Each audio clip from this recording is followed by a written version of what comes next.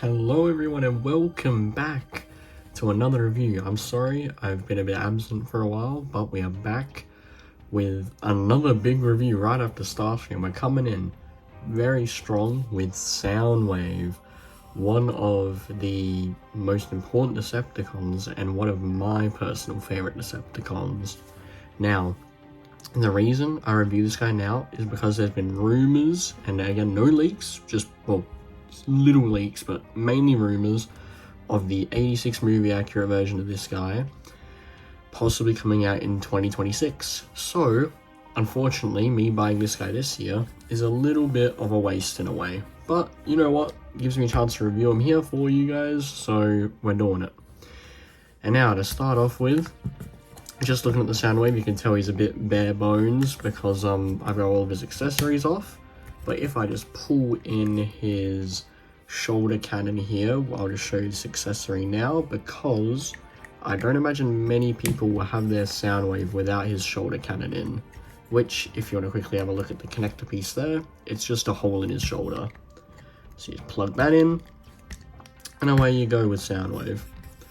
And now we'll get straight into rotation. So for posability, we have the head here, which is on a full 360 swivel and on a ball joint, meaning you can tilt his head side to side and look up and down, up about that far, down about that far.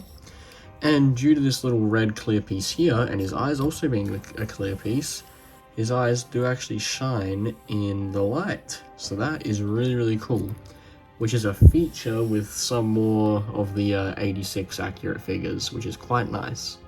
This one is not one of those, but it still has the feature, so that's good. Now we get to the arms. Now I will say, with the sculpt here, you'll see this hand is a pointer finger, this is just a regular fist. That is so that way you can actually, due to transformation, his elbow joint can bend quite far, allowing you to get him in a pose where he can press his eject. There you are. So that's pretty cool. Anyways, arm rotation. You can do a full 360 spin in the arm, so that's pretty good. Then he has a elbow joint way over 90 degrees, very, very sharp elbow joint. But again, that is due to a bit of, I think it's due to a bit of transformation. Because like in here, you can see there, you've got that bit there, which swivels on its own. If I just hold that bit there, there you go, you can see that swivels on its own. And then there's a piece in his arm here, that blue part, which also is a swivel. So there you go. Wrist rotation, there is no spinning the wrists. However, they can go inward due to transformation. So you can do that, of course. And if you fully rotate them in, that's what they look like on the outside. So in a way, you can recreate as a Cybertronian lamp form, which is super weird of a transformation if you ask me, but you know, you can do it. Then we come down to his waist. He's got his waist cape here. You can flip these up, which we're going to do now, just so we can get his maximum leg rotation, get him into a T pose as well. And up at the back here, flip up his back skirt. Now with his legs, he can kick forward just a little over 90 degrees with his foot, mainly because of this knee bend here. If we have his foot completely straight, it's about 90 degrees exact.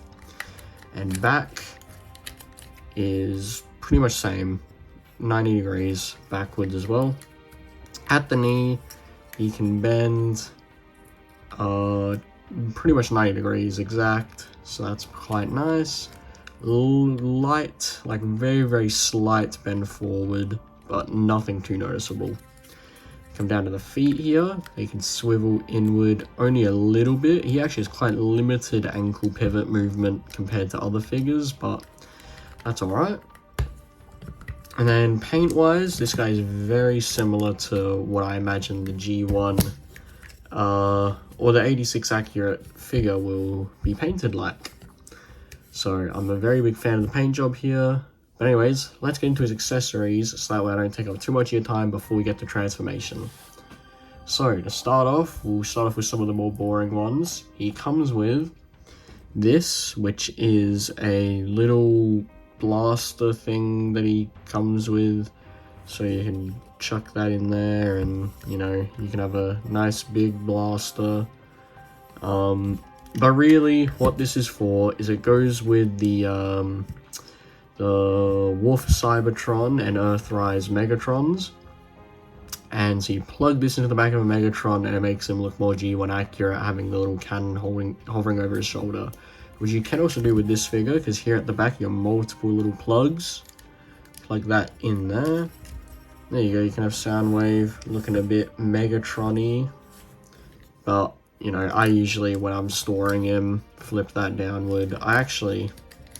We usually have this bit pointed up while flipped down. So, just like that.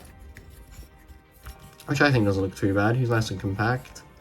Then we also get a blaster for him here, which is Soundwave's actual blaster, which has a really cool gimmick to compact in and out. So you press this little button at the back, press that, and this little bit comes out. You pull that out, and you get his gun ready to go. I will say it is kind of easy to knock back into place, but it works. I do quite like it. I like the little gun feature. Also, I'll quickly mention now, because it's not a part of transformation at all, he has these little wrist rockets, whatever the hell these are supposed to be, that he can just eject. They are for his other alternate mode that was a part of the other models of this guy, but this guy does not turn into his like Cybertronian vehicle. He instead turns into his cassette. So with the gun as well, you can store it on the back here. There you are. And now we'll get into some of his more exciting accessories.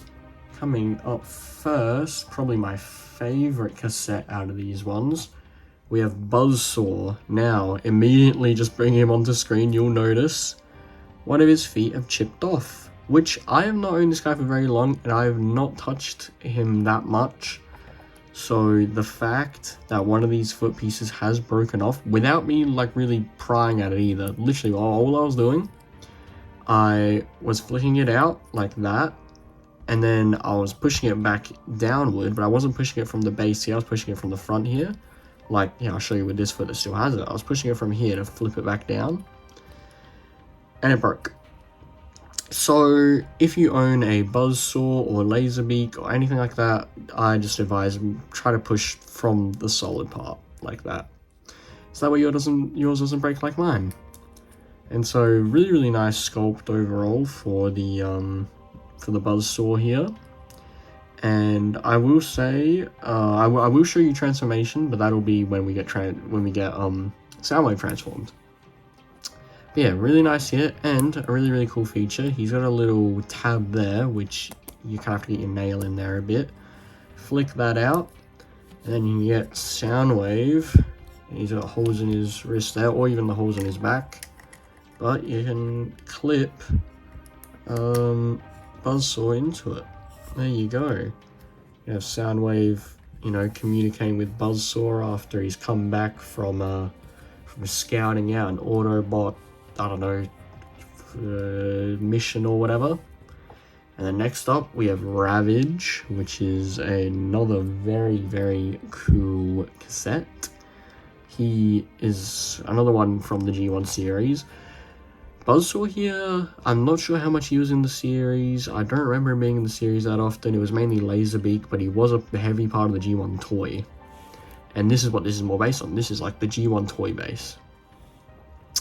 And so yeah, here we have Ravage, very simple design. But you know, there's not much you can really do with a slim dog that turns into a cassette. So, you know, he does it well. I'll try and get him in the light so you can see his face a bit better. There you go. He's got some nicely painted teeth, nice yellow eyes, some nice details all over him.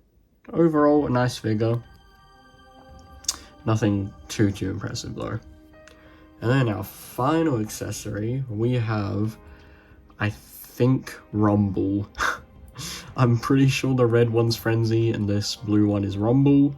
Hopefully I'm right, but you know, I'm just winging it. So I'm pretty sure this is Rumble. And I will say, I quite like him. I pretty much always have him in this pose, because I mean, come on, do you really need him in any other pose? Like, yeah, you could have him using his actual arms to fight off the other cassettes or fight other, you know, Autobots and whatnot. But you mainly want him in his hammer arm form, because, yeah, I'll show you taking these off. There you are. And you flick his fists out, and there you go. You get his little hand there, which can't even hold anything, so you can't have him hold a gun or anything. But that's how that works. If you're curious about that, you just flip his hand in there, pull that out the front there, slide that one in, and boom, you have Rumble ready to disconnect some Constructicons in Astro Train.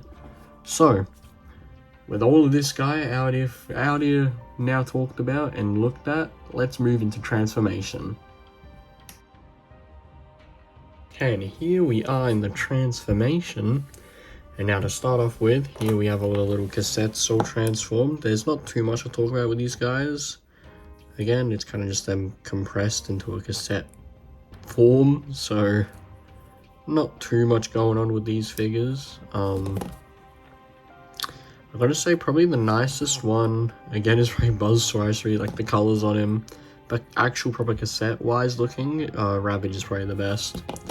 But anyways, we're not here for all the cassettes, or maybe you are, but we'll get on to Soundwave. Here's Soundwave in his cassette player mode, I guess. And so, none of the buttons work or anything, like you can't press any of the buttons, which is fine. You can still open up his front bit. You can sort of tell where some pieces are, like those are his arms. But overall, compacts quite nicely. Transformation is super duper easy. If you've ever transformed the original 80s one, pretty much same transformation. But it's pretty nice. I'll just let you see inside there. There's some nice detail. Like, that's quite cool. Overall, they're really cool. And like, in hand size, it is smaller than what a real cassette player would be. But it makes do. And so I think it's alright. But this is where we do have to mention that this guy was sold at leader price point, which means you're paying about $100 for this guy, which will come up in my final thoughts soon. But yeah, there's not really too much to talk about transformation. Like, you know, with other transformations, I've been able to talk about comparisons, you know, if it's a vehicle, how it moves, how it looks, and, you know, all that sort of stuff. With Soundwave, like, you know, it's Soundwave. There's not really too much to talk about here. But that's okay. I think if there's not really too much to talk about the figure, it's not really a good or bad thing. It's just, you know, whatever. But while we are here, just to show you guys, you can put up to one cassette in here, which is a shame. It would be nice if you could put multiple, but, well, if it wants to behave itself. Apparently not. There you go. Set. You can get one cassette in there. No other cassettes fit in there. But that is where all of these cassettes come with that little connector joint, which I showed you on Buzzsaw here, which you can find places on the back of him to attach them to. So in his arm there you go. You can do the same, wait, maybe you can't do the same with Rumble, unless his head counts as it. Hold on, let's see. Yeah, no, his head is way too big for that. So looks like a Rumble doesn't have it. So that's a bit of a shame. But anyways, there's not really too much more to talk about in the transformation here, so I think we will move on to my final thoughts. Okay, and coming to my final thoughts on the 86 Toy Accurate Soundwave. I've got him here in as close to the lamppost as I can get it. His legs should be closer together, but there you are. Honestly, I'll be brutally honest with this figure. It is an exact repaint and re-release of previous figures of Soundwave. When it is a good mold, it is a good mold. It's not the best mold, but it's a good mold. And for the leader class price point and the fact that on the secondary market it's probably gonna get charged up for more, I'd probably honestly say wait out till the 86 version, or at least wait until you see if there's an announcement for it or not, because if an 86 version of this comes out, most likely you'll get a remodel, better model, just overall more cartoon accurate, and that's really what these Soundwaves are going for, and it's what that 86 Soundwave will deliver on. So unless if you're buying this set mainly for like Buzzsaw or something, because I know Rumble here, he, or Frenzy, whichever one it is, he does have an 86 version, very hard to get. I don't actually have my hands on that one yet, so I'm hoping they re-release them. And then Ravage here, most likely they'll release him as a part of the 86 Soundwave. But unless if you're on Buzzsaw, because I don't think that'll be with 86 Soundwave, unless if you really badly want Buzzsaw and you're willing to pay $100 for this set and or more, then I just say hold off till the 86 version, because I don't think it's worth it. But at the end of the day, he's still a very cool figure, and if you do own him, I'd say, you know, good for you, because he is a very good figure. And if you can find him for really cheap and you can't be bothered waiting for the 86 Soundwave, then I'd say you can go right ahead and do that. But in my personal opinion, I would say to wait for the 86 Soundwave to come along and to take the spotlight in Soundwave figures. But until then, I've been your host Slide, and I'll see you all in the next one.